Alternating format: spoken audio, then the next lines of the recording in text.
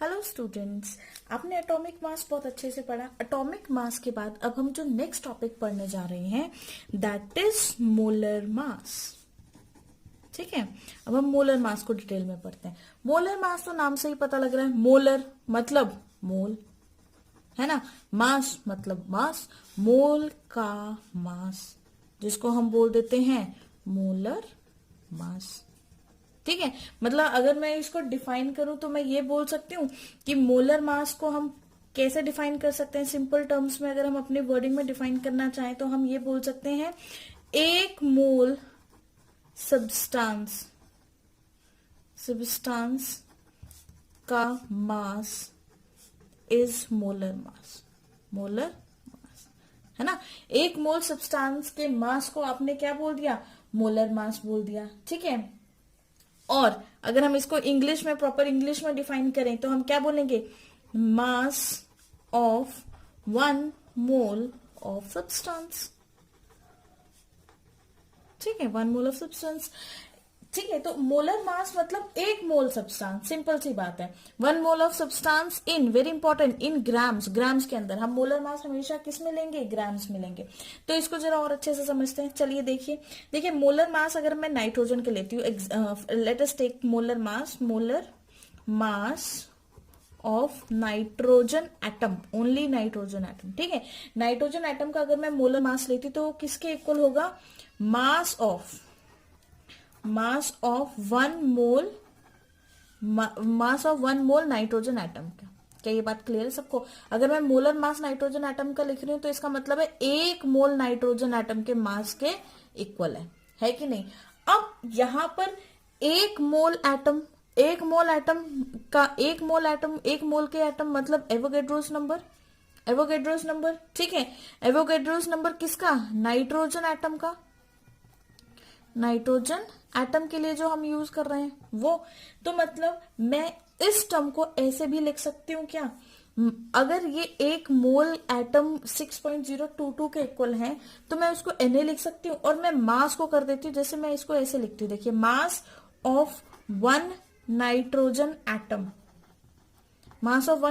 Atom into, इस पूरी term को मैंने एवोगैड्रोस लिख दिया। ठीक है, इनटू Na। क्या इतना क्लियर है?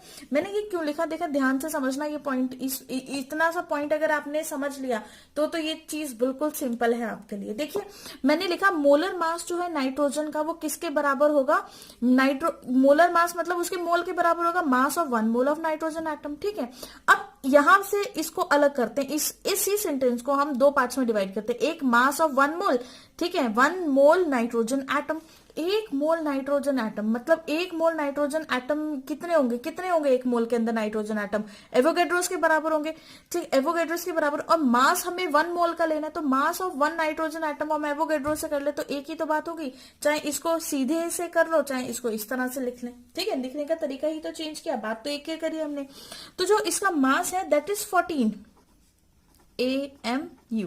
ये आपको पता है मास ऑफ एक नाइट्रोजन एटम का जो हम मास निकालते हैं वो हम AMU में निकालते हैं, जो कि मैंने अभी आपको समझाया था लास्ट लेक्चर में, हमने यही पढ़ा था। अब 14 AMU को हमने किससे डिवाइड किया, एवोगैड्रोस नंबर से। Mass of 1 nitrogen atom is 14 AMU into Avogadro's number. क्या ये बात क्लियर है? चलिए अब आगे चलते हैं। अब देखिए अब हमें क्या करना है कि अब मुझे यहाँ पे वो फॉर्मूला पुट करना है। कौन सा वाला फॉर्मूला, जहां पर हमने ये पढ़ा था कि जो एक AMU है वो किसके बराबर होता है, बताइए। एक AMU जो है वो किसके बराबर होगा, mass into 1 by Avogadro's number, उसके बराबर होगा। तो यहाँ पर मास कितना है, एक एटम का mass into 1 by Avogadro's number था। ठीक है, तो यहाँ पर मास कितना है 14 multiply by 1 by Na into Na, यही होगा। ठीक है, क्या इतनी बात क्लियर है आपको, Na इंटू Na इसके इक्वल आ गया।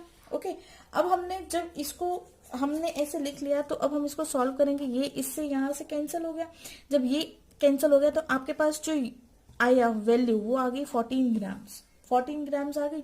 ठीक है, तो molar mass of nitrogen atom, अब मैं यहाँ पे लिख सकती हूँ molar mass of nitrogen atom is equal to 14 grams, not AMU, क्योंकि मोलर मास निकाल रहे हैं, उसके मोल का मास निकाल रहे हैं, तो वो कितना आ गया आपके पास 14 ग्राम्स आ गया। क्लियर है ये बात? ठीक है, अब देखिए आगे देखिए यहां से।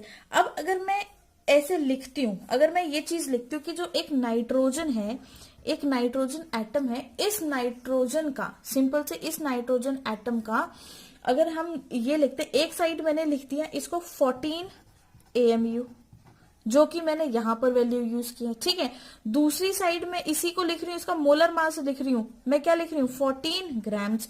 इधर लिख देती हूँ मोलर मास, मोलर मास। ठीक है ना? और ये इसका क्या है? सिंपल इसका क्या है? Atomic mass. ये इसका एटॉमिक मास है ना? ये इसका एटॉमिक मास है। अब मुझे बताइए नाइट्रोजन के 14 AMU का क्या मतलब है और 14 ग्राम का क्या मतलब है? सिर्फ दोनों में डिफरेंस क्या है? ओनली एंड ओनली यूनिट्स का। 14 सेम है, लेकिन इस यूनिट की वजह से भी बहुत ज्यादा डिफरेंस आ जाता है। एटॉमिक मास का मतलब होगा मास ऑफ वन। यहां पे जब हम AMU लगा देते हैं तो इसका मतलब होता है कि mass of one nitrogen atom. मतलब अगर मैंने AMU लगा दिया तो वहां पर मुझे ये बात पता है कि मुझे एक ही नाइट्रोजन एटम का मास दिया गया है। ठीक है, जहां पे AMU लगा दिया वहां पे हमें एक ही एटम का मास पता है। ओके, लेकिन जहां पे मैंने ग्राम लगा दिया वहां पर मोलर मास, मतलब एक मोल के मास की, मास ऑफ, वहां पे एक मोल के मास की बात हो रही है। ठीक है, mass of 1 mole of nitrogen atom. दोनों में डिफरेंस पता लगा? यहाँ पे एक नाइट्रोजन एटम, यहाँ पे एक मोल नाइट्रोजन एटम। जब आप ग्राम की बात करते हो तब इसका मतलब आप एक मोल नाइट्रोजन एटम की बात कर रहे हो, लेकिन जब आप AMU में बात करते हैं तो इसका मतलब आप एक नाइट्रोजन एटम की बात कर रहे हैं। क्लियर है? ये वेरी इंपॉर्टेंट कंसेप्ट जो कि आपको बहुत ही अच्छे से क्लियर होना चाहिए। ठीक है, तो हम सिंपली क्या बोल सकते हैं कि मोलर मास को ग्राम में लिख दिया, इसलिए मोलर मास को ग्राम एटॉमिक मास भी बोलते हैं, क्योंकि मोलर मास को आपने ग्राम में लिख दिया ना। ये आपका मोलर मास अगर ये ग्राम में है तो इसी को आप क्या बोलेंगे? Gram atomic mass.